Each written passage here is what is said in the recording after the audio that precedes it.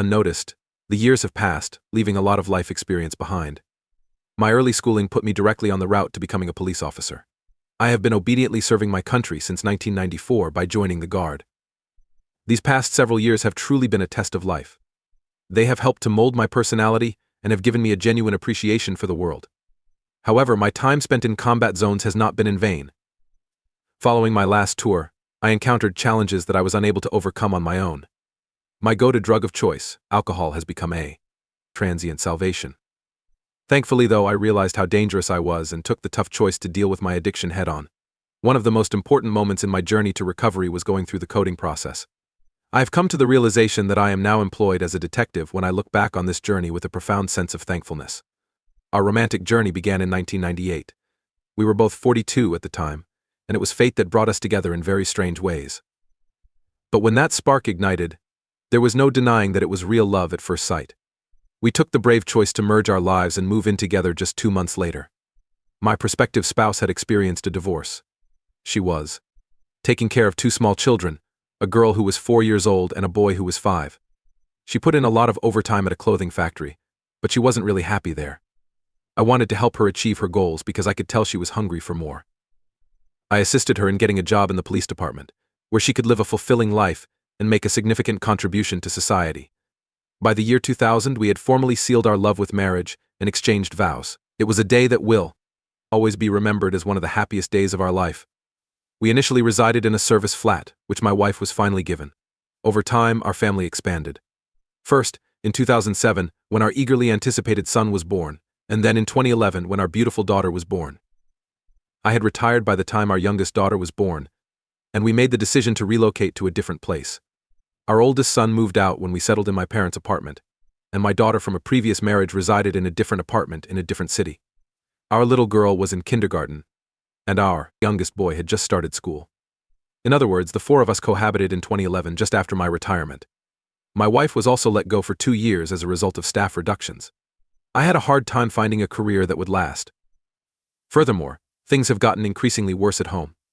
It was 7 years ago when my mom died away. And not long after we lost my mother, my father, who had a mistress before she passed away, brought his new companion to our home. After a furious disagreement about this, he moved out and severed all communication. Since then, we've not talked. My brothers are 2 years younger than me. One person is 39 years old. The other is 24. Over the last 10 years, although living in the same city, we have hardly spoken to one another. My family and I moved in with my wife's parents once I retired. We get along well with my wife's family, in contrast to the tense connection we have with my own. She is the final child of a huge family consisting of 5 brothers and 3 sisters. On the other hand, my mother-in-law has always encouraged me, praised and shielded me. Her siblings respected me too, and her younger sister even stayed with us for a while. I confided in just my wife's side of the family about my personal struggles. My wife's conduct has been exhibiting modest shifts since the beginning of the year. She began avoiding physical contact and sleeping in the nursery. Citing our daughter's anxiety about spending the night alone as justification, she gradually moved out of our bedroom entirely. Any intimacy between us seemed less like a shared experience and more like a duty. Then, in the summer of 2015, I asked her outright whether she had moved on to someone else. "Who would want a boyfriend at 40, she said, laughing it off. She went on to say, though, that she was going through a difficult period, needed some time, and wasn't interested in intimacy at the time. I tried talking to myself logically. In any case, who may she be seeing? She was always at home taking care of the kids, cooking, cleaning, and doing laundry. I thus gave her credit. I took a brief leave of absence from work in January of this year because my daughter needed assistance with the kids for an upcoming institute session. We sat down at the table that night, and I asked my wife nonchalantly to show me her phone so I could see the balance. Considering that I had already transferred $470, she erupted out of the blue, insisting that she hadn't been going through my phone and that this was her own business. We were both taken aback, wondering what could have caused such a violent reaction in my daughter and me. I was confused when I saw my wife grab her phone from the table, run to the toilet, and lock herself inside as I went outside to smoke. I was thrown into disarray, as if a storm had just erupted out of a placid sea. Of course, this infuriated me. I've spent the last 2 hours pleading for my phone. After a fight and the realization that she was undoubtedly seeing someone else, they threw her out to her kid. The kids remained at my house. I have never once glanced into her pocketbook or handbag in the whole time we have been living together. She contacted the following day and mentioned something about the kids. Went home, and we reconciled. In bed, everything went without a hitch. The closeness was as fervent.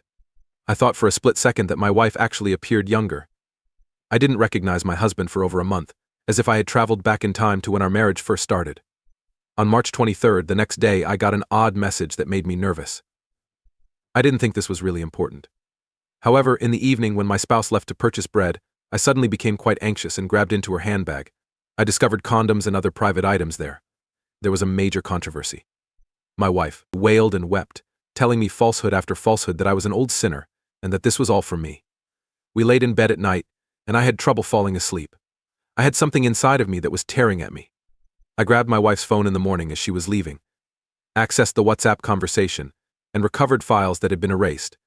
In an effort to mend our relationship, I got my wife some underwear in 2015.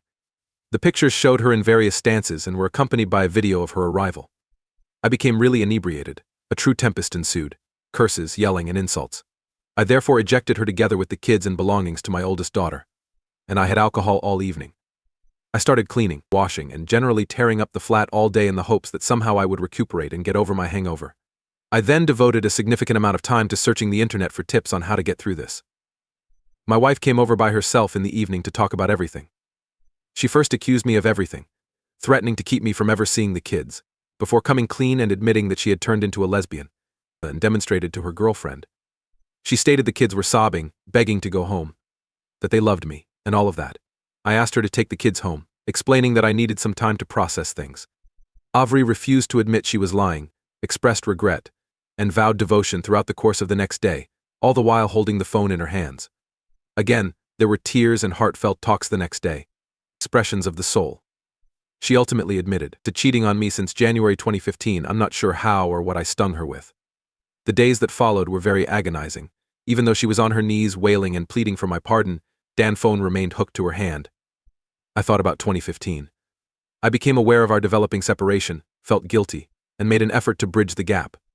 I spent every spare penny we had on toys, flowers, and other presents for her in an effort to make her happy once more.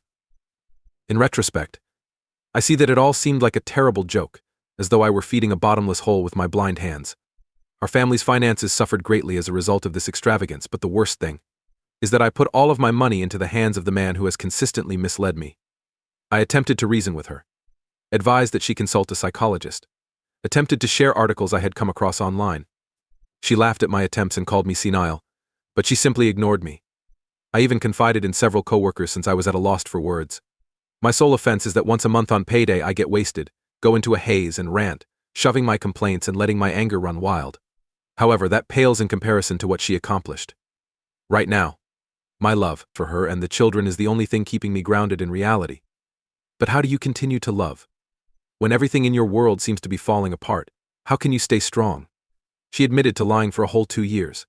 For 2 years I tore myself apart in an attempt to improve as a spouse, thinking that my shortcomings were my own. In the meantime, she was making fun of my concern and devotion while leading me on and playing me like a fool. I tell myself it's all about the kids and I try to keep my attention on them. But the perpetual churn of recollections is unavoidable. I feel like my rage is about to explode when I look at her. The concept of trust has been completely destroyed and broken. The fact that we have to share an office and are confined to the same city just makes things worse. I can't simply walk away and find a secure place to nurse my wounds. I have to deal with her every day, compelled to face the truth of what she did and go through it all over again. How can I let go? When every cell in my body cries out in agony, how can I find the forgiveness within myself? Can I ever trust anybody again? How can I avoid going entirely insane? I'm stuck in this never-ending cycle of suffering, and I have no idea how to get out.